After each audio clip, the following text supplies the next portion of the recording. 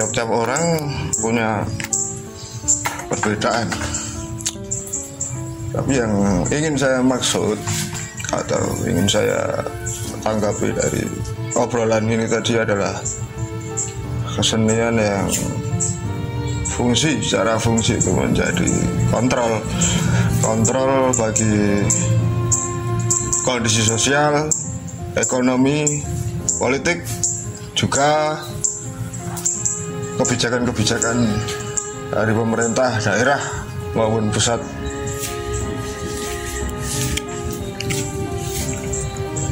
Belakangan ini mungkin jarang kan kita temui karya-karya atau seniman-seniman seperti di era tahun 98 lah, sebelum era reformasi. Jarang yang berbicara soal keberpihakan pada masyarakat,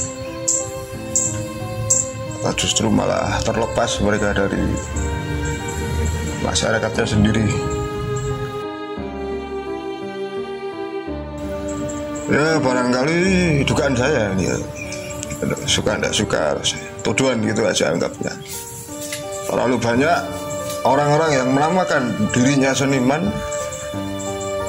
terlalu dekat dengan penguasa atau pemerintah. Ibarat burung gitu udah. Bedanya dengan burung. Kalau burung itu dikasih makan ngoceh dia. Kalau seniman lain, dia justru diam. Sementara ketidakadilan berlangsung di depan batang hidungnya. Itu yang saya tangkap. Kalau yang lain mungkin memandangnya berbeda, silakan.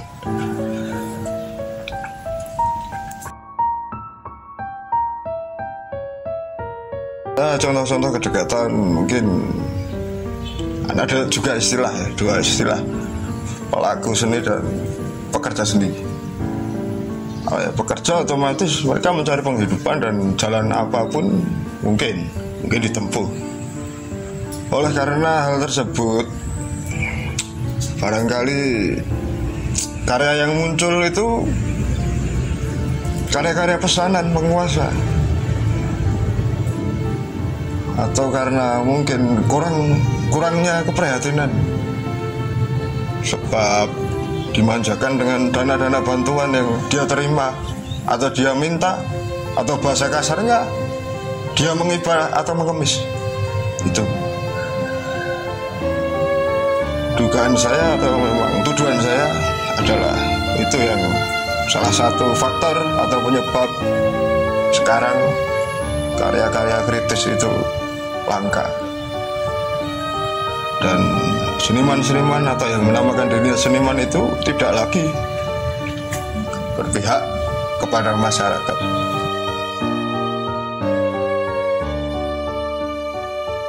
Kritis ideal kan tentu karya itu cerminan dari laku hidupnya. Tidak mungkin seseorang yang dekat dengan kemewahan atau apa. Maksud saya bukan berarti orang tidak boleh kaya, boleh. Itu sudah di luar urusan. Tetapi apabila cara memperoleh kekayaan itu akhirnya membuat kita kehilangan daya berpikir kritis,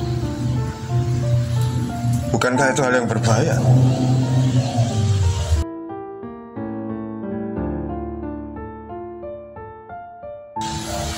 Ya semisal istilah Jawanya kan ada tuh, wong Jawa itu dipangku mati. Disadari atau tidak, naluri alami kita masih seperti itu. Oleh juragan, oleh orang yang menolong kita, selalu timbul di dalam hati kita itu rasa sungkan. Apalagi terhadap penguasa yang sering atau diharapkan lancar menggelontorkan dana untuk keberlangsungan kelompoknya atau individu dia itu sendiri, pelaku seni itu sendiri, pekerja seni itu sendiri. Akhirnya timbullah rasa ketergantungan tanpa disadari lama-kelamaan.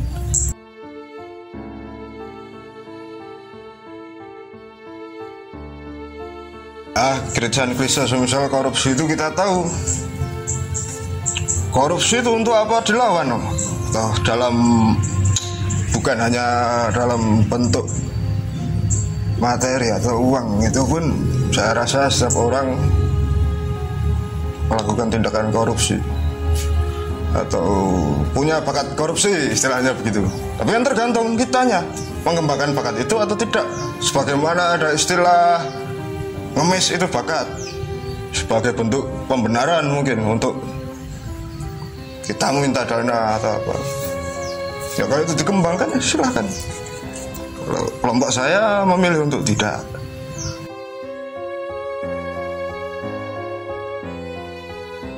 Nah itu kalau menurut saya adalah kembali kepada masalah bakat tadi. Jadi sebenarnya bukan perkara orang itu kalau yang namanya seniman apakah harus bermusuhan dengan pemerintah. Bukan seperti itu. Artinya kalau seseorang atau siapapun bidang apapun ingin dekat atau ingin membangun masyarakat sesuai dengan bidangnya, tapi ada cara-cara tertentu, yaitu pendirian pribadi dia sebagai individu itu turut pula menentukan apakah sikap kritis itu akan hilang ketika dia dekat dengan penguasa ataukah tidak. Raden Ngabei Renggowarsita misalnya, dia secara profesi atau apa mungkin, katakanlah kalau sekarang adalah pegawai negeri, meskipun lain ya, konsep abdi dan pegawai itu tadi lain. Lolos juga akhirnya dia bisa tetap berkarya sesuai pesanan atau kemauan raja atau yang sesuai profesinya. Tetapi di sisi lain dia tidak meninggalkan tanggung jawab individu sebagai manusia, sebagai penyair atau pujangga, yaitu tetap menulis hal-hal yang dia rasa menyimpang, persoalan-persoalan yang dia rasa penting, sekalipun itu bertentangan dengan adat kebiasaan yang terjadi di zamannya.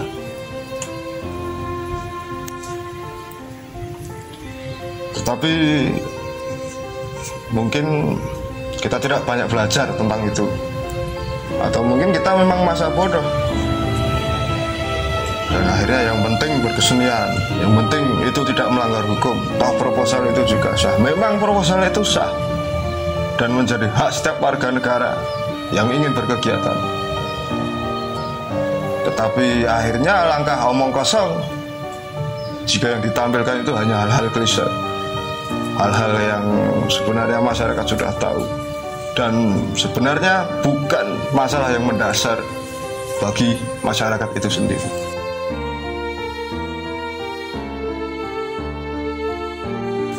Nah itu banyak akhirnya yang saya lihat terjadi. Akhirnya mungkin dari sisi itu dulu, harga tiket yang sederhana saja. Mereka karena dibiayai pemerintah menggratiskan. Dampaknya adalah orang-orang atau calon penonton atau penonton teater selanjutnya, kalau itu teater atau tari wayang atau apa, tidak terdidik untuk membeli tiket. Ini bukan perkara untung rugi keproduksian bagi kelompok yang berkarya atau menyajikan pertunjukan, tetapi lebih kepada rasa kepemilikan masyarakat dan pendidikan tentang kebutuhan mereka terhadap kesenian yang harus mereka jaga dan upayakan pula. Itu akhirnya kalau orang atau kelompok itu berkarya ya karena untuk mencukupi rencana proposal atau sebagai bentuk kepantasan agar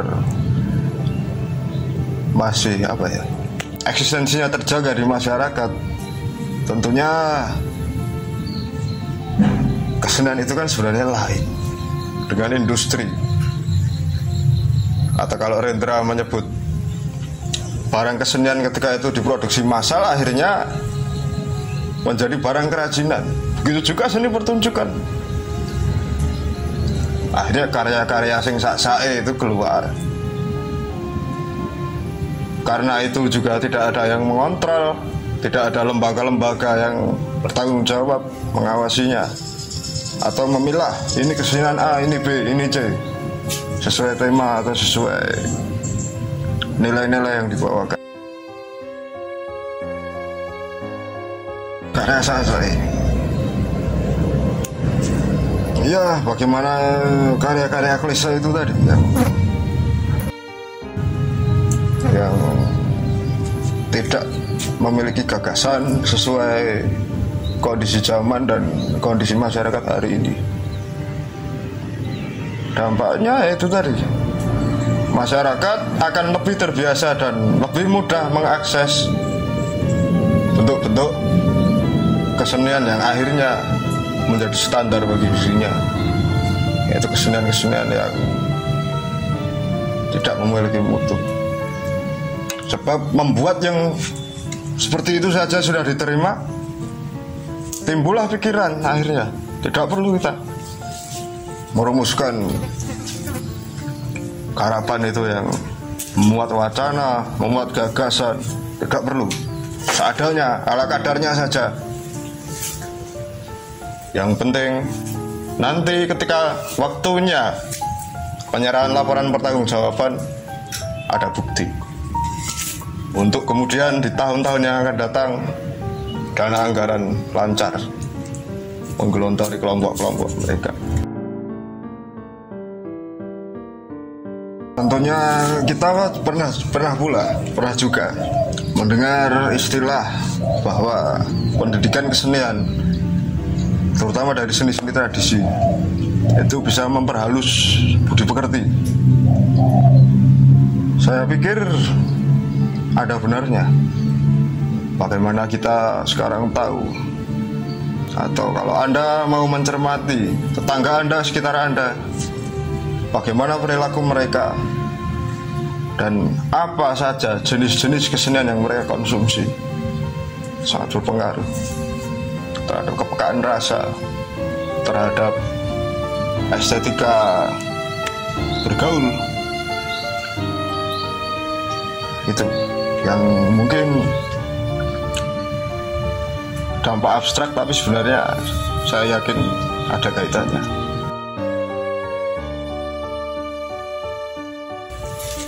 Seharusnya barangkali itu mungkin dinas kebudayaan atau apa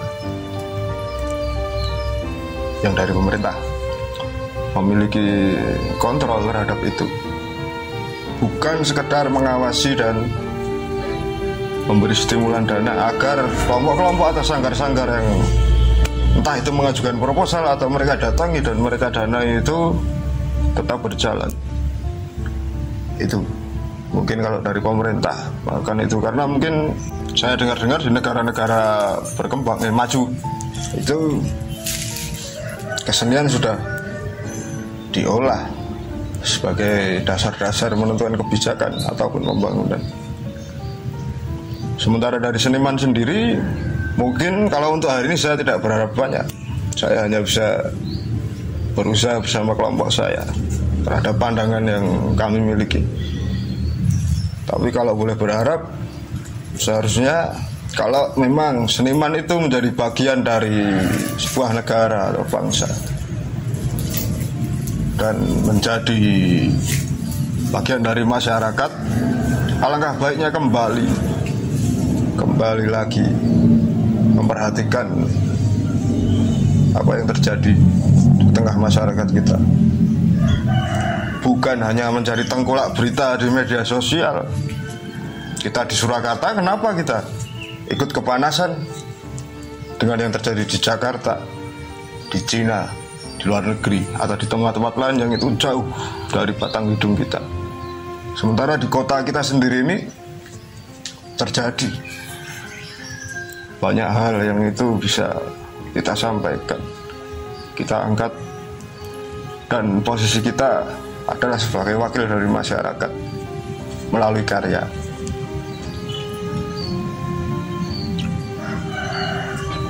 Kalau mungkin kita menengok kembali pada karya-karya yang terdahulu, semisal katakanlah Rendra, bagaimana saja Pulau Bali itu sudah memperingatkan kita tentang bahayanya investasi, tentang pariwisata.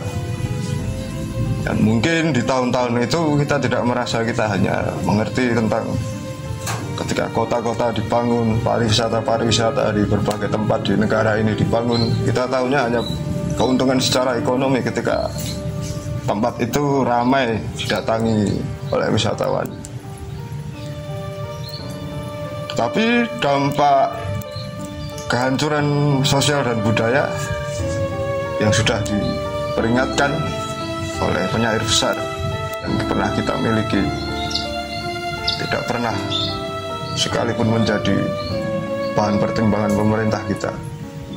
Pemerintah kita lebih senang studi banding ke negara-negara lain. Sementara terhadap penyairnya sendiri, dia hanya sebatas memberi perayaan, peringatan kematian.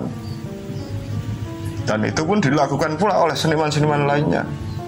Dia tidak mengambil hikmah atas karya-karya yang pernah ditinggalkan, pernah ditulis, diwariskan untuk kita. Saya pikir itu tadi ketidaksambungan antara lapisan masyarakat, baik dari pelaku seni, pemerintah maupun masyarakat itu sendiri yang akhirnya terombang-ambing menentukan bentuk kebudayaannya sendiri.